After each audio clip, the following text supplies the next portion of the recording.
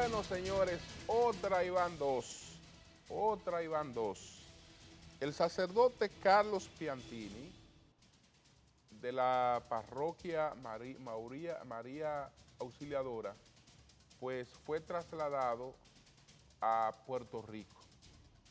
Pero ustedes saben a quién responsabiliza él de su traslado a Puerto Rico: al gobierno. ¿Y por qué responsabiliza al gobierno de su traslado a Puerto Rico? Porque él, como sacerdote, él apoya la Marcha Verde, dice que su corazón es verde y que por eso, pues, el gobierno logró que la Iglesia Católica lo trasladara a Puerto Rico. Es decir, que Francisco Osoria, que es el arzobispo de la Arquidiócesis de Santo Domingo, va a tomar una medida como esa para complacer al gobierno, que el gobierno le dijo: obispo Osoria, quíteme ese sacerdote de la parroquia María Auxiliadora y mándelo fuera del país porque él está apoyando a la Marcha Verde. Eso ni se lo cree el propio padre Piantini, o tal vez se lo cree, pero si él se cree eso, entonces yo no sé cómo es que él construye ideas, cómo es que construye pensamiento, porque ¿qué influencia puede tener el gobierno en una decisión como esta? Fíjense cuál es la influencia tan alta que tiene el gobierno en la iglesia, que los jesuitas decidieron, pues, respaldar todos los documentos que ha suscrito la Marcha Verde, y en esos documentos está planteada la investigación penal del presidente Danilo Medina. En esos documentos está planteada la renuncia del presidente Danilo Medina, como lo hicieron un grupo de intelectuales. El movimiento se desvinculó de eso, pero todos esos intelectuales y los que firmaron ese documento son de ese movimiento. Entonces, los jesuitas suscribieron todas esas cuestiones en una iglesia en la que supuestamente el gobierno tiene tanta influencia que ha logrado trasladar a este sacerdote desde la parroquia María Auxiliadora hasta Puerto Rico. Qué tontería.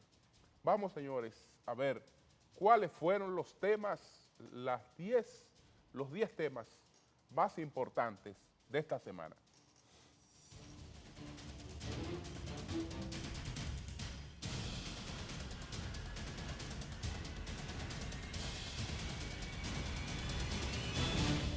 La Comisión Económica para América Latina y el Caribe, CEPAL, estima que este año la economía de República Dominicana crecerá 5.3%, solo superada por Panamá, que registrará una tasa de 5.6%. En promedio, las economías de América Latina y el Caribe crecerán 1.1% en 2017. Del otro lado, Venezuela tendrá una caída abrupta del PIB y junto a Santa Lucía y Surinam serán las únicas economías latinoamericanas que decrecerán en el año.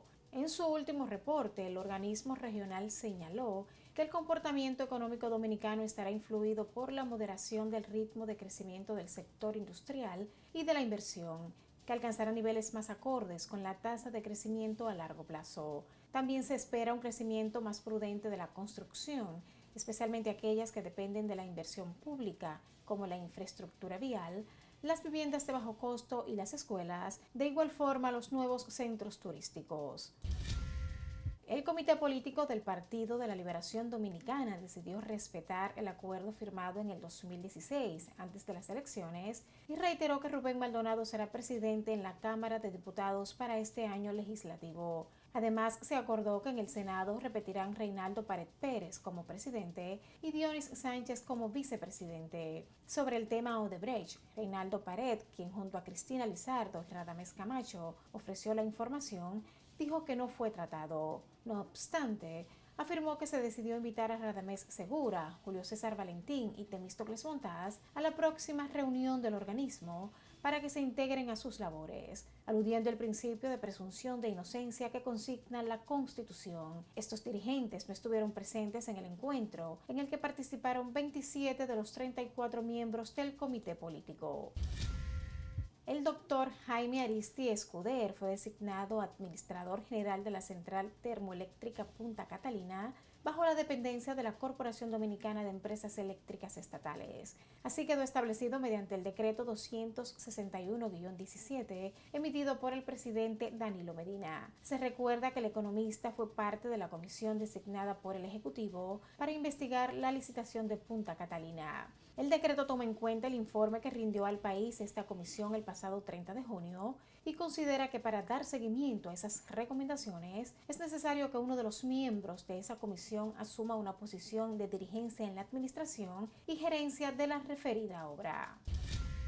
El juez de la Instrucción Especial de la Suprema Corte de Justicia, Francisco Ortega Polanco, impuso impedimento de salida sin autorización del territorio nacional, el pago de una garantía de 5 millones de pesos y presentación periódica el primer lunes de cada mes para el exdirector técnico de la empresa de generación hidroeléctrica dominicana, Bernardo Castellanos de Moya, el implicado 14 del caso Odebrecht. A Castellanos de Moya se le imputa haber recibido sobornos para adjudicar a Odebrecht el proyecto de construcción de la presa Pinalito, construida en Constanza, junto al entonces administrador de la Corporación Dominicana de Empresas Eléctricas, César Sánchez. Al imputado se le hizo una audiencia separada de los otros 13 señalados en el expediente Odebrecht, debido a que se encontraba fuera del país. Se recuerda que llegó este miércoles procedente de Guatemala y de inmediato fue detenido. Con la salida del último de los 27 barcos que durante años se mantenían en sus riberas y que de acuerdo con las autoridades eran fuente de contaminación, los ríos Osama e Isabela quedaron libres de los barcos que eran desguazados o reparados por diversas empresas establecidas en las márgenes de ambos acuíferos. El ministro de Medio Ambiente, Francisco Domínguez Brito, dijo que además de la revolución educativa que lleva el presidente Danilo Medina, también hay una revolución medioambiental y que ahora se expresa con la salida de todos los barcos de los dos ríos. Domínguez Brito expresó que se empieza con un proceso donde en los próximos años el 100% de las empresas que depositan sus aguas en los ríos serán tratadas. De su lado, Víctor Gómez Casanova, director de la autoridad portuaria, expresó que la salida de los barcos es una muestra de la voluntad política del presidente Medina para preservar las cuencas de ambos ríos. Un dirigente del Frente Amplio de Lucha Popular fue ultimado de un disparo en momentos de tensión por una huelga de 48 horas convocada por organizaciones sindicales y comunitarias que demandan la construcción de la Plaza de la Cultura, un hospital especializado, circuito 24 horas de energía y la reparación de varias vías en San Francisco de Macorís, provincia Duarte. El paro fue reclamo de reivindicaciones sociales y en condena de la actitud de la policía de informar que no fueron agentes de esa institución quienes dieron muerte al joven Vladimir Antigua Valderas el primer día de la paralización. En tanto, la Policía Nacional reveló que la certificación del médico legista que evaluó el cuerpo del dirigente del Falpo indica que el disparo que le cegó la vida fue a corta distancia y que hasta ahora se ha establecido que se trató de una escopeta de fabricación casera o chilena, arma que no es utilizada por los agentes policiales. Durante el paro, los manifestantes quemaron gomas frente a la casa del gobernador y frente al Palacio de Justicia, donde rompieron cristales de la parte frontal de la entidad. Circula en las redes sociales un video en el que se observa un altercado entre varios agentes de la Autoridad Metropolitana de Transporte y un hombre que aparentemente transitaba con un niño. En el audiovisual se puede observar cómo varios agentes de la MED están sobre el hombre e intentan someterlo a la obediencia, mientras este se resiste y se puede escuchar al menor gritando por la situación en la que ve a su papá. Asimismo, se escucha a un hombre llamar abusadores a los agentes, al tiempo que reclama que lo dejen por la desesperación del niño. Hasta el momento, se desconoce qué motivó el incidente. Por segunda ocasión, una mujer vuelve a tomar las riendas de la Asociación de Cronistas de Arte. Esta vez se trata de la periodista Emelín Valdera, quien la noche del pasado lunes fue juramentada junto a su directiva como presidenta de la institución. La actividad, que fue desarrollada en el Salón Anacaona del Hotel Jaragua, contó con la presencia de miembros de la asociación, invitados especiales y representantes de la prensa, quienes fueron testigos de la juramentación de la nueva directiva que encabeza Valdera, la cual dirigirá a Acroarte por 2 años, 2017-2019. En su discurso, la presidenta de Acroarte señaló que está consciente de la responsabilidad que significa asumir la presidencia y que también se siente agradecida de que la mayoría de sus compañeros la hayan elegido para presidir esa organización.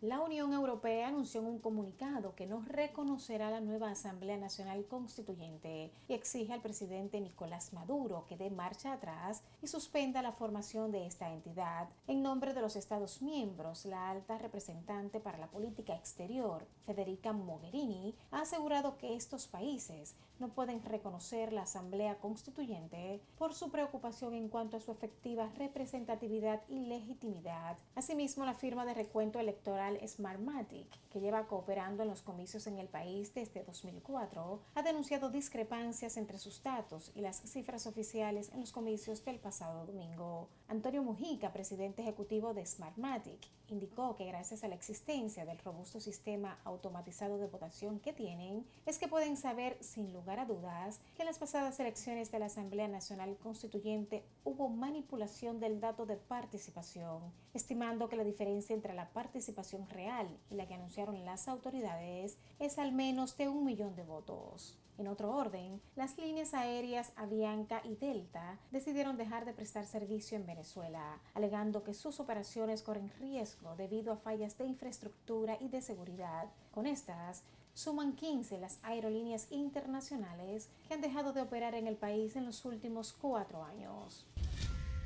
Finalmente, el cantante de música urbana Juan Carlos Osuna se presentó la mañana del pasado jueves ante las autoridades para ser investigado por el homicidio de un amigo suyo. El artista compareció ante la División de Homicidios de San Juan en Puerto Rico, ya que su vehículo con un celular y sus documentos personales fue ocupado en la escena del asesinato de Carlos J. Báez Rosa, de 38 años, alias Tonka, descrito como el tercer en mando de una poderosa organización conocida como las FARC, que controlaba el narcotráfico en la comunidad de Cantera, a quien aceptó que conocía. El reggaetonero boricua denunció que fue víctima de un circo que se creó a su alrededor por estar presente a la hora y el lugar equivocado donde ocurrió el crimen de su amigo Tonka.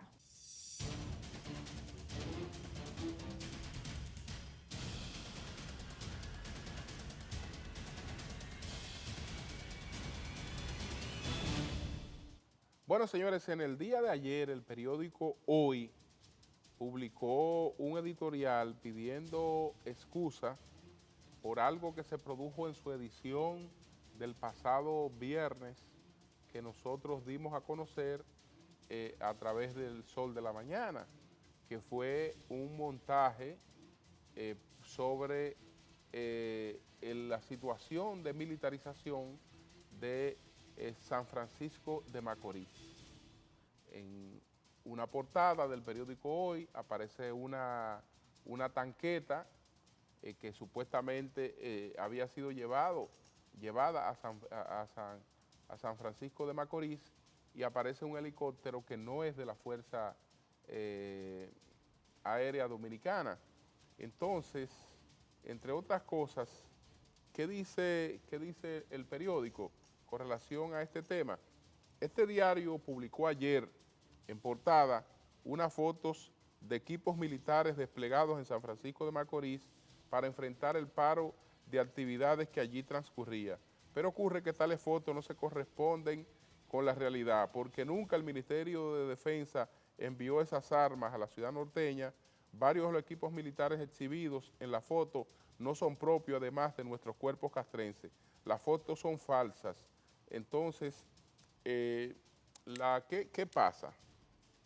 Señores, y esto es al margen del periódico, porque yo sé que un medio con la importancia del periódico Hoy y un medio dirigido por Bienvenido Álvarez Vega, no se va a prestar a una cosa como esta de forma intencionada. Incluso por eso pide excusa.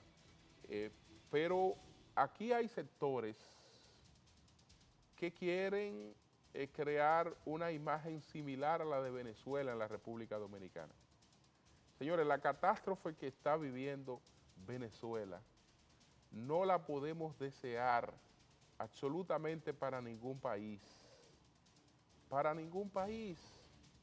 porque Venezuela es cero actividad económica, una crisis humanitaria, una cuestión terrible, pero con tal de buscar protagonismo o de buscar que pase lo que sea, entonces crearon esta falsificación, la distribuyeron en redes y lograron engañar a un medio tan importante como hoy que la publicó, pero eso forma parte de los mismos planes que están detrás también de lo que ocurrió en San Francisco de Macorís y lo que ocurrió en Moca.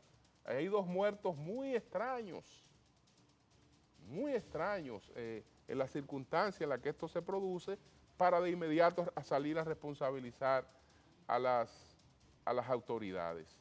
Entonces eso fue uno de los acontecimientos importantes de esta semana. Ahora hacemos una pausa comercial, al retorno vamos en el enfoque de la semana a hablar de la medida de coerción a Bernardo Castellano de Moya, el implicado, ¿no?, número 14 del caso Odebrecht.